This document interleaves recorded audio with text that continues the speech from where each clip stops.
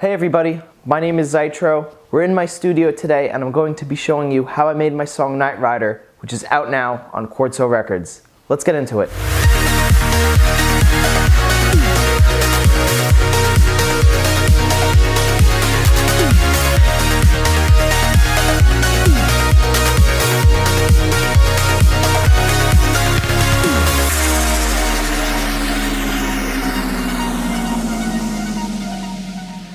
Now, Nightrider started as just a very cheesy 80s sounding drum beat. I was working on a different remix and I was using an 80s style kick sample as well as a really powerful 80s tom. But it didn't work in that remix, so I held on to the samples for another project. And when I finished that remix, what I did was I thought, you know what? Let me just create a really cheesy 80s drum beat. And I did that and it sounded really cool. And from there, I built what is now known as Nightrider. We're going to be going over we're going to be doing this tutorial in 3 parts today. There's the mixing project, which there's the actual project file, which I'm going to show you first. Then there's the mixing file where I did all of the mixing, a lot of different things. And I'm going to show you most of that because when I go to play back the song in that project file, it sounds like this.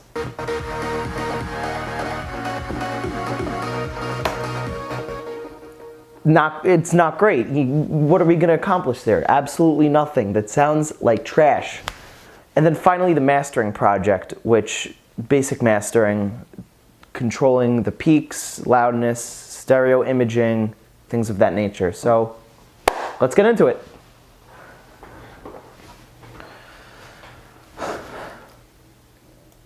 All right. So this is the whole song. We have, up here we have the drum beats, and then we move down to all of the effects. Then you have the bass section where, as you can see, there's a lot of automations controlling that. It's mostly just filters, volume control, sidechain triggers, things like that. Then there's the random bass section here, which really just adds a lot to the progressive part of the drop. And then the meat and bones of it, which is the melodies and the different synthesizers, which really make the drop complete and full. We also have some vocal action right here, as well as electric guitars. So we're going to start with the drums first. The kick drum sample, there are 2 kicks. There's an 80s style kick, which sounds like this, and the actual dance kick, which is 3 kicks in one. It's the high end of the 80s kick, something I created in Kickstart, and an EQ'd sample for the low end. It might actually be just the sub in Kickstart. I created that kick 2 years ago and I don't really remember exactly how I did it, but this is what that sounds like.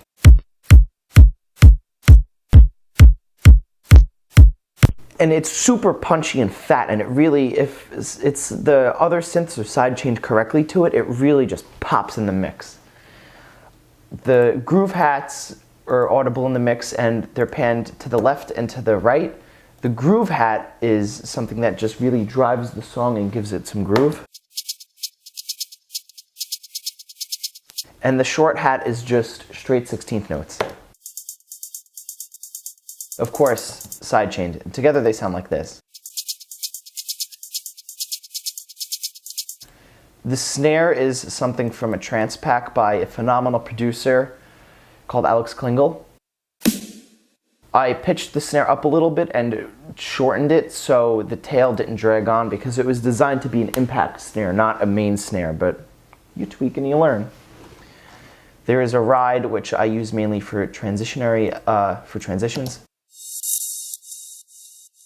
And the rest of the drum beat itself, I'm going to show you guys in the mixing file. The same with most of the effects, but one that is worth noting is this riser, which let me isolate that.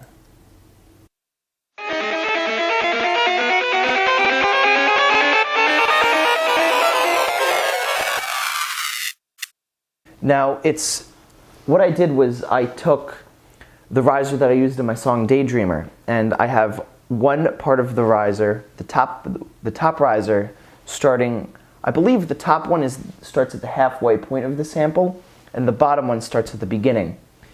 The halfway point of the sample and the beginning are the same note, except one is an octave higher, so together, individually they sound like this.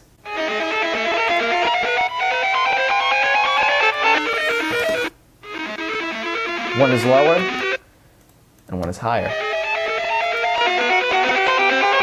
And the bit crusher, there's a bit crush which I introduce, as well as a filter to sort of prevent the low end of that bit crusher from muddying up the rest of the song. Another cool sample that I really had a lot of fun with is this. And what I did was I thought it would be really cool to have a sword sample in there to transition, which at the same time the sword hits, a bass gets introduced in the intro. I cut the tail off so it would sit better in the mix, and I panned it from left to right so the sound literally sweeps across the stereo field. And if you're listening on headphones, you could hear it go from the left speaker to the right speaker, which I'll play for you now. It's a cool little trick, and it really just gives... You don't lose, because in a club system, there's still a sword sample, but if you're listening in earbuds or headphones, you could hear the detail. Moving on to the bass section, there's 4 basses that really stand out. There's the sub, 4 layers. There's the sub, there's a prog bass, there's the 80s style drive, the bass that like drives the beat, and a layer to that bass, which I added in the mixing project. One thing that I do was in the mixing, we'll worry about that later. On its own, the sub sounds a little bit like this. All right, we'll worry about that later because it sounds like, it's clipping. It's not clipping, but it's glitching. This is the notes for the first part of the drop and the notes for the other half, which is the more melodic drop. And I used a synthesizer called 3x oscillator to create the sub, which it's just 3 oscillators. I turned 2 of them off and left the first one on, where I used the sine wave, and I just lowered the octave there. And the effects on that are just EQs. There's no compression, so this way it doesn't muddy up other synthesizers. The other synths in the song aren't muddied up by a high end of that sine wave or the other space in that frequency range. And there's no compression, so the sub is as powerful as possible, because in dance music, the sub, it should be a sine wave, because the sine wave is the most powerful low in frequency. The prog bass, I used a synthesizer called I used Sylenth for this, which I just use a Vandalism patch. On its own, that sounds a little bit like this. And with no effects turned on. What really makes that sound pop is a serum rack. I used a reverb filter, and a lot of dubstep people use that, but I wanted to see how it would sound on a grittier bass, and turned off, it sounds like this. And then when we turn it on, it sort of just, I guess it scoops the mid-range, because you have more of a, you have the 8-bit crusher in the high end, which you could still hear, giving it that grit, and the low end just really, it tunes up the low end, so it sounds really cool. Then there is this fun guy, which really, I think this bass makes the whole song, in my opinion. And when you turn all of the effect chain off, it's just this really cool 80s bass. And I used Spire to make, I think it came out of a pack, an 80s pack, of course. Creating an 80s sounding song was really important to me. And I achieved both the modern trance big room feel, sound, but with the feel and vibe of something coming out of the 80s, and I'm really happy with the outcome there. And there's one synth that layers this bass, which is in, as I said earlier, in the mixdown. Oh, and the intro bass guitar. I really should go over this when I do guitars, but I'm going to do it now. That I used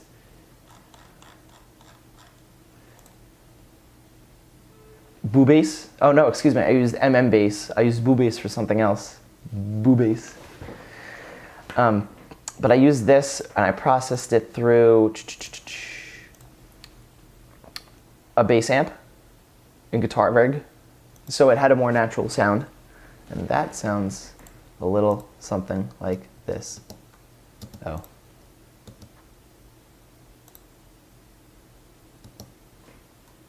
Oh, that's why. Because I had the wrong channel. There we go. There we go. It's gritty, and that's what the amplifier does there. All right, so there's a little fart bass section which I want to talk about as well. In the first progressive part of the drop, which is not where the melody plays, there's these cool little guys.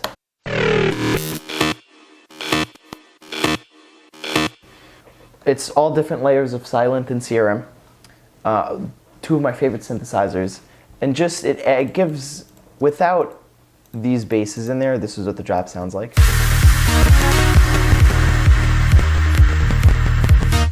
I mean, that sounds like shit because of the CPU, but it just feels empty. And that's the fart bass section. And now we're going to go into each individual synth and talk about what I did there. The Destiny pluck I took from my Destiny remix that I did of Andrew Barry and Elon Bluestones, and that's what this sounds like. And for that, I used a CRM patch. 90% of what I do when it comes to sound design is I take a preset and I tweak it. I'm still learning sound design to hopefully one day I'll be able to create my own sounds, but I'm just very impatient. So I take a sound and I tweak it and I ride from there. And an important part of how that sound on its own, it sounds like this. Excuse me, on its own, I mean with the effect chain turned off, it sounds like this. And I just tamed the stereo field and I EQ'd it so it's sit better in the mix. And it sounds like it's coming out of an old-time radio, which I thought was cool.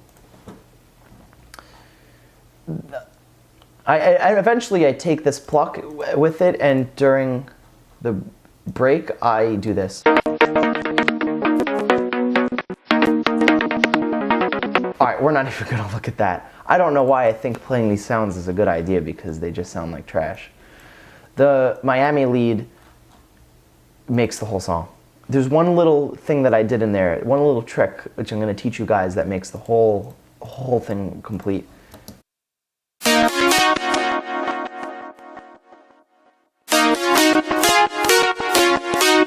And if you listen carefully, you'll be able to notice that there's a delay, but there's no delay on the sound itself.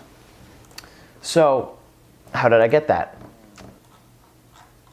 The synth itself is, if I could find it.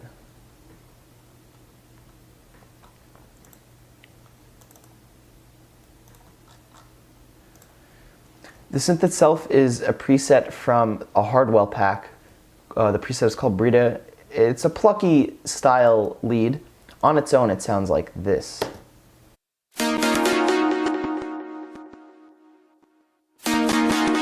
Now you could hear that the delay is sort of muddying up the attack, the initial attack. So what I did was, all of this really is just to control the sound, transient master to get the attack of the synth to really pop, different compressors, an EQ to control the stereo width, and a filter, which I do something with, I don't remember. It's been a while since I looked at this. But the peak controller is the most important tool here. Now what this does is it side chains the synthesizer to itself. Sidechaining is a tool used in dance music and every genre of music, but it's strongly used in dance music. And what it does is, for example, it gives the song the punchiness. It gives any song the punchiness that you hear. Sidechaining ducks every other instrument. So when the kick drum plays, every other instrument, the volume ducks down and then quickly rises back up. And I applied that technique here with the delay. The peak controller, what it does is it recognizes the signal, and by having the peak, I can control the strength of how I want a certain element, a knob, to move. It's all turning knobs. That's what this whole thing is. So what I did was I routed the peak controller to the dry wet of the delay. And by doing that, whenever the attack of the sound plays, that's when the peak is at its highest. So automatically I have the delay ducking, so you only hear the peak, and then the delay comes back up as the peak goes down. And that's what the bass knob does. I have the bass knob set so it matches the dry wet. Now look at this knob when I play it. You can see the sidechaining in action.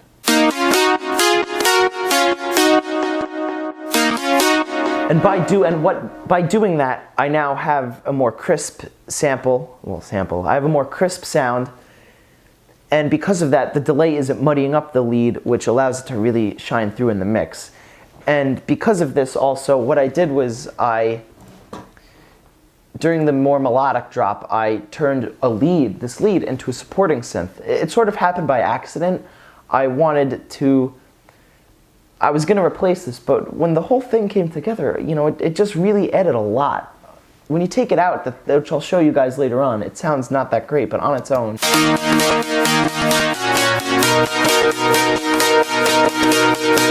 It adds a lot, and I layered that also with a synth I call the Diablo drop. Serum. This is the same lead that I used in my song Diablo, which was the first club track that I put out.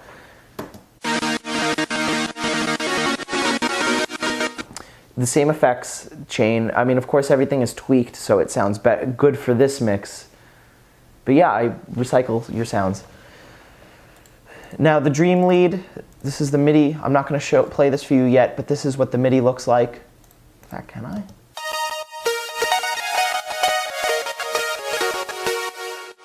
This is what the MIDI notes look like, and there's 3 different layers of Serum.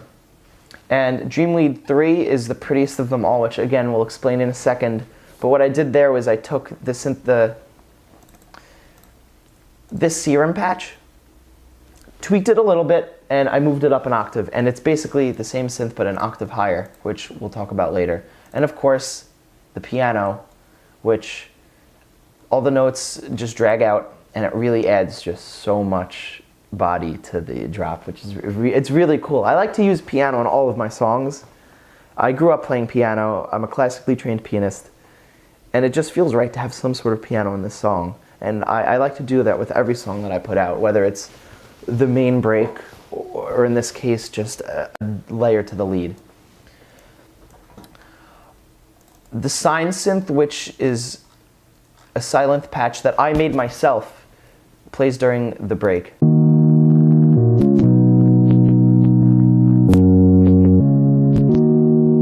And I just wanted a filtered saw wave, and that's what you're looking at right here. And all I did was EQ and add some distortion. When the break hits, there's a break arp, which is a silent patch. And during the actual vocal, because the vocal sort of conflicts, it sounds very 80s. It's just something to add an ambiance, I guess. All right, so, and there's also another pluck during the break.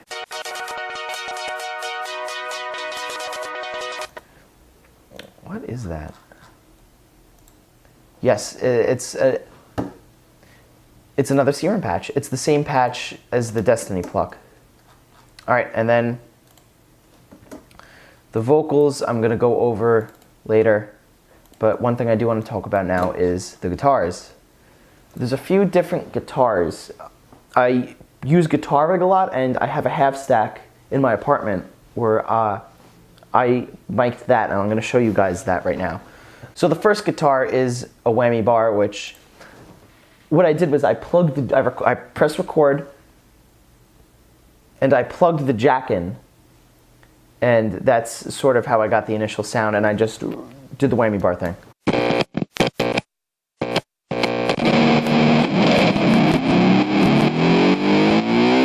Another thing to note there is, I don't know why that's called sidechain, but during the plugging in, like I'm playing a violin, the plugging in of the jack, there's no reverb, but then once the actual whammy bar starts, the reverb kicks in. Halfway through the intro, I have two guitars, the low chord and the high chord.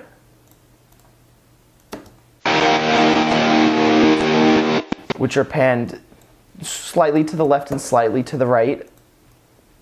The low chord, which is in the left speaker, and the high chord, which is in the right speaker.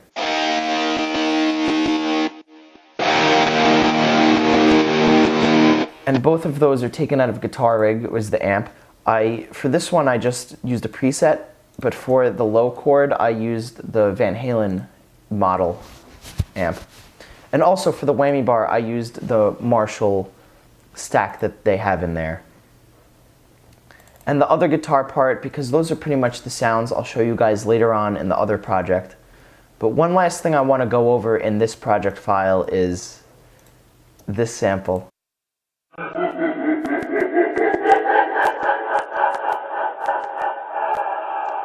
Which, the halfway point of the intro just sort of lacked something. And I thought, what if I put like some laugh in there? Some stupid sample laugh. And it just worked so nicely. So yeah, that is the entirety of the project file itself. And now we're going to take a look at the mixing file. This is the whole thing. And as you can see, I added certain things in. Some MIDI, a lot of automations. The automations are more so on the buses. Now the whole reason that I like to use a mixing file is because A, I get to bounce it to stems, which frees up a lot of CPU power. And B, I could send everything to different buses, which allows me to control all of the sounds more independently, so when I mix it, so when I mix every sound in the group, I could control it just a little bit more. Additionally, I'm able, as we could see, I'm able to chop up the samples and play with them how I want. In the end of the day, it really just looks like another project file because there's so much going on. So I want to quickly walk through with you guys the 80s drum beat, which is really the driving force of this song. I'm a huge fan of the drum beat for this, just because it gives the whole song that vibe and the soul that I really want it to have. And I've taken when I was playing with the song before I sent it out to different labels, I took the 80s, the toms, the cowbell, the toms, the cowbell, the clap, and the open hat. I took those out, and it just was an empty shell of a song without those. So this is the drum beat as a whole.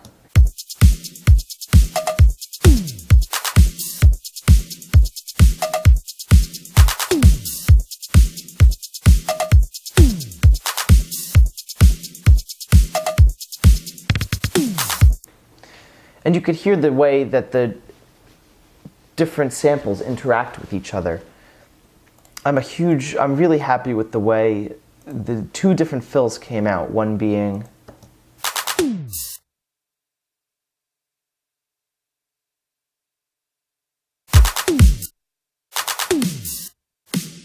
as well as just two different elements to sort of give the song more personality. And I also, during the melodic drop, I added in this house hat to really just carry the song and make it a little more danceable. Then you have your effects chain. Well, not the effects chain, just your different effects in the song, which there's a few ones that I want to highlight. There's the white noise.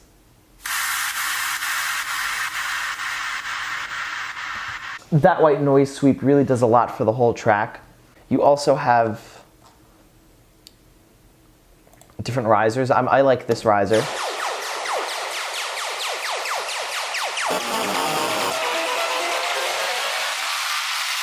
It adds a lot into the song. And in the basses, I added in that electro bass.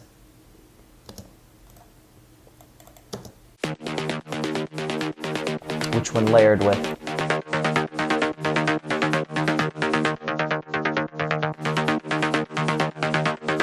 It just brings that bass line. The whole function of that bass is to bring the whole thing into 2018 as opposed to 1984. And it gives it some grit. And I leave that in for...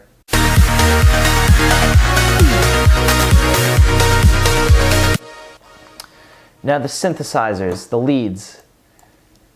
There's a couple layers here. You have, let me just get to the right spot. You have Dream Lead 1.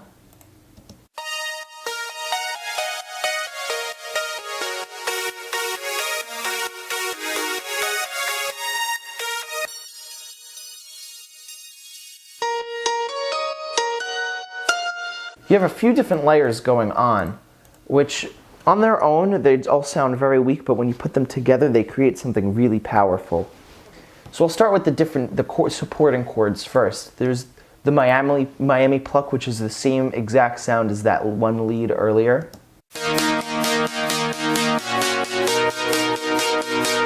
The Diablo synth, which I took straight out of my song Diablo. And of course the different dream leads. This one is actually, Dream Lead 2 is the one that stands out the most in the song. Without it, this is what the song sounds like.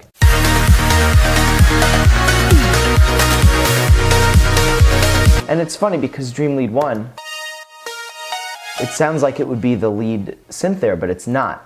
The piano is also really important because it provides a lower end to the frequency spectrum of all of the higher synths, and without it, the song also sounds really empty.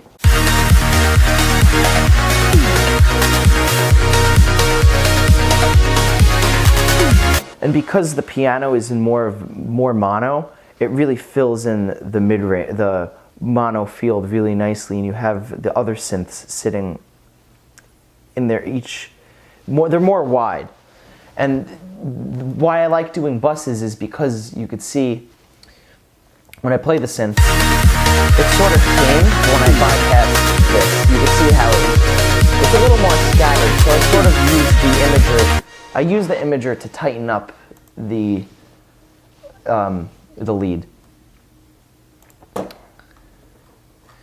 And I also, while we're talking about leads, I like working with stems because I could do some cool stuff like this. Sorry, let me just turn all these back on.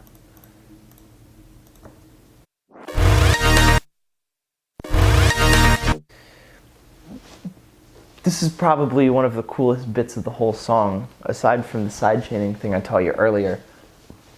The reverse synth.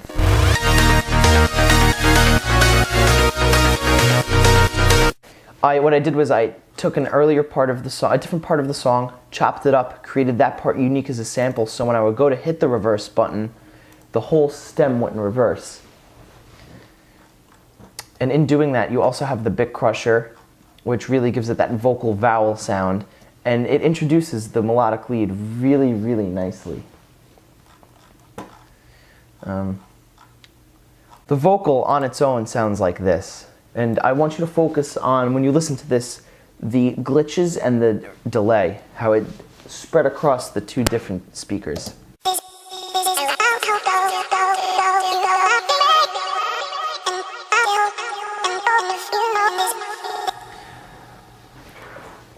So what I did there was, when I was recording Daydreamer, there's a vocal part in Daydreamer. My friend Sam Petrilli came over to my studio. Shout out her. She's a great friend and a phenomenal singer. And she recorded some stuff for me. When I had her warm up, I recorded that as well. And that vocal is one of the bits of her warming up. And I sliced it up in Fruity Slicer, which is a good tool to use for slicing up vocals. It gives maybe 200 different starting points for within the sample, within a 3-minute sample, and you could just play the different chops, really. So I created a melody, I pitched it up, and I added a EQ to bring up the highs, because with no EQ this sounded it just sounded very muddy. And I crisped it up a little bit. I added a reverb, a delay, so it would ping pong between the two speakers, and a glitch so that only the reverb would glitch. I don't remember how I did that exactly. It's in the other file. It's somewhere on this computer. Yeah, it's somewhere on this computer, but that's how that came to be. And I also added this, so when so it boosts the volume of the initial impact, because there's also a kick there. So it wouldn't take away from that. And last but not least, I have, during each transitionary element, during each transition, I don't know why I call them transitionary elements. I've been doing this the whole video. I like to sound smarter than I actually am. During each transition, I have a filter, or most of them I have a filter going on to sort of pull the low end out. And yeah, this just turns it on. And for some of those parts, I also lower the volume of the master channel, so it sort of pulls back the volume, and then when both the bass and the actual volume get put back to normal, it just has a really big impact, which I'll demonstrate right here.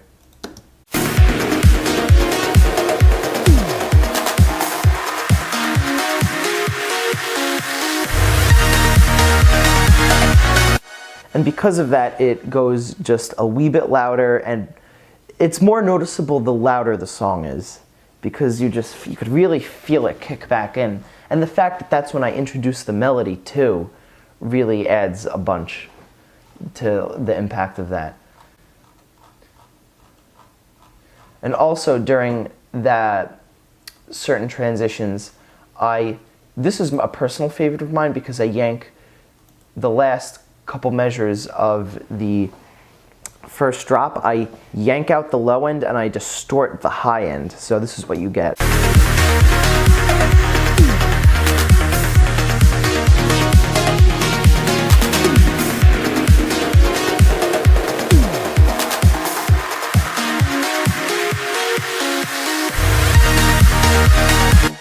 And the combination of that with the master filter and the automating the volume, you just get this really, it sort of pulls the song back and then picks it back up again when that melodic drop kicks in.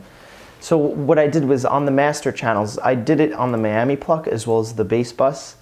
I automated the mix of a bit crusher, and to keep the low end from crushing as well as to sort of pull out the low end, I added a DJM filter to just cut that out. And of course we have compression on the low end as well as just a slight boost to the bass. And the lead bus as well, there's a bit crusher and DJM filter. For that, I have compression to sort of tighten it up and glue it together, as well as I believe I walked through the imager as well, and different things to sort of bring it up to speed. On its, with the chain turned off, this is what it sounds like. Excuse me, that's on. With it off,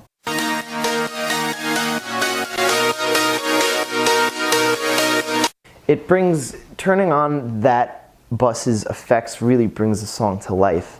And that's how it is with the whole track. It's really just a matter of getting the mixing right. And in the project file, the goal of the project file was to get each sound to sound right, and the goal of the mixing project is to get everything to sit well together. And as you can see, there aren't a lot of crazy tweaks to the actual mix, I did a lot of that in the project file itself.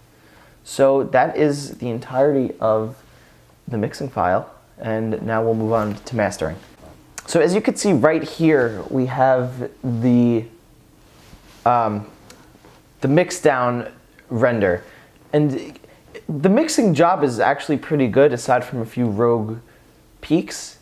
But for the most part, it's really smooth, and we won't need to do a lot of compression. So this is the whole chain. We have a glue, which the glue compressor sort of glues all the different elements together. And we could sort of, I'll introduce each element as we go through it actually. Or right now rather, so.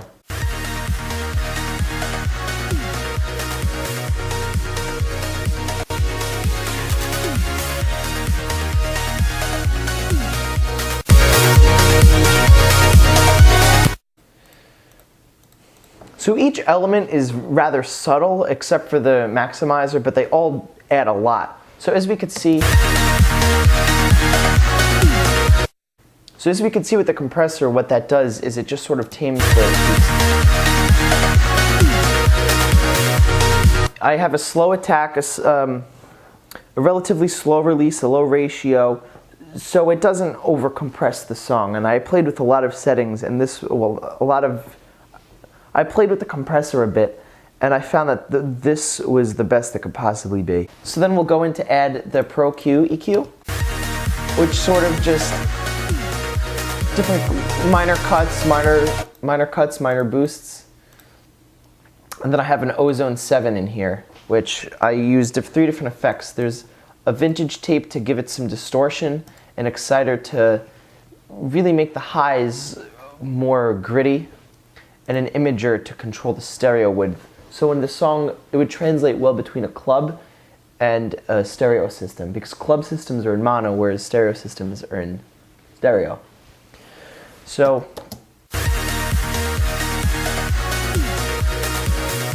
as you can see, it's sort of all over the place, but when you turn on the imager, it tames itself. And the song itself sounded wide enough, so I didn't need to make it too wide. And then we have another Pro Q to just boost the lows and shelf the highs. And lastly, a maximizer with a little bit of transient emphasis to really make the song as loud as I could possibly do.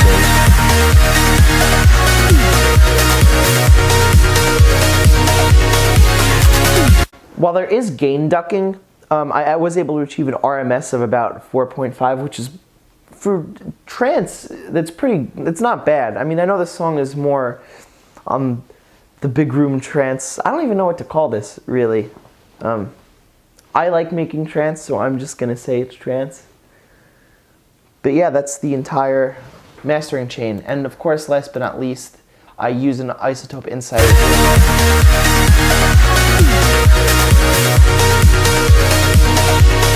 to really just capture all of the levels and make sure like it looks good and it sounds good. Up here we have the spectrograph, so it sort of highlights the brighter white there is, the louder it is. An imager to sort of capture how wide it is, and you can see I do a pretty good job of that. EQ, which it worked, I compared it to a few reference tracks, and it's very similar to the reference tracks, and of course just loudness monitoring. So yeah, that's all of Nightrider. If you have any questions, please comment below. If you want the stems to remix this, shoot me an email or slide into my DMs. All my social medias are below. And hopefully if you're a producer, hopefully you gain something out of this. If you're not a music producer, hopefully you learned something new today about what I do, and that it's not just pushing buttons and turning knobs. A lot of music theory gets applied here. There's a lot of audio engineering theories that get applied here. It's a fun hobby that I really enjoy, and we'll see where it goes. So if you enjoy the song, please download it. It's out now for free on Quartzo Records. If you have any questions, just like I said, comment below or shoot me a DM. My name is Zitro, and thanks for watching.